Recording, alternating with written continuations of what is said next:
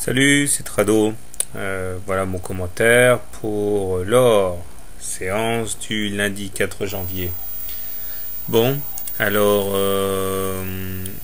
la séance de vendredi, enfin de jeudi, n'a pas été très glorieuse pour l'or, puisque malgré une tentative évidente de dépassement de la M7, eh bien celle-ci a su se faire respecter en clôture, et nous nous retrouvons donc avec une clôture de mauvais augure, car elle montre une mèche haute plutôt longue et qui montre la prise en main progressive des baissiers sur la séance.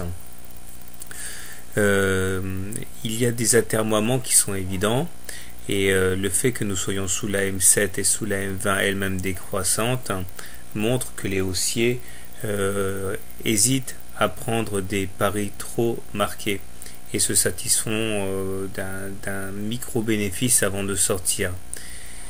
Nous n'avons toujours pas réussi à nous affranchir des 23,6% de retracement de Fibonacci, et seule une clôture au-dessus de ces 23,6% permettrait d'envisager le ralliement du niveau supérieur à 38,2%. Mais que c'est dur. Le stochastique plonge sous son signal, le momentum plonge en zone négative, et le MACD reste également sous son signal. Donc on a vraiment une conjonction d'éléments techniques assez défavorables. Graphiquement, c'est un petit peu mieux, j'aurais tendance à dire, puisque nous sommes toujours dans un scénario de sortie du biseau mauve qui normalement donnerait pour objectif, c'est l'issue favorable, un retour sur les plus hauts. J'ai également tracé une oblique jaune qui pourrait peut-être soutenir les cours et qui en tout cas permettrait d'initier un trade haussier. On verra ça tout de suite. Alors, comment trader le gold? Eh bien, encore une fois, je crois qu'on peut clairement opposer un trade technique à un trade graphique. Le trade technique, c'est être bear ici, c'est jouer sur les indicateurs techniques qui sont très dégradés. Il s'agirait de rentrer au plus proche de la M20 ou de la M7 pour les plus agressifs. Stop loss en cas de clôture au-dessus de la M7 ou de la M20 selon le trade qu'on a initié.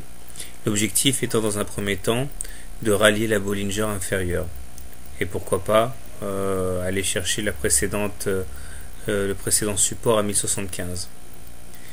Par contre, si vous voulez plutôt acheter l'or, je pense que ce qu'il y a de mieux à faire, c'est d'acheter le contact avec l'oblique jaune, stop loss en cas de clôture sous l'oblique jaune,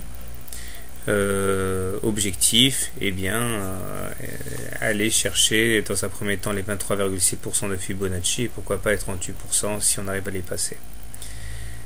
Personnellement, ce que je vais essayer de faire, c'est d'attendre une percussion avec la Bollinger inférieure pour acheter. Dans ce genre de situation, ce sont des trades qui ont des probabilités de réussite assez élevées.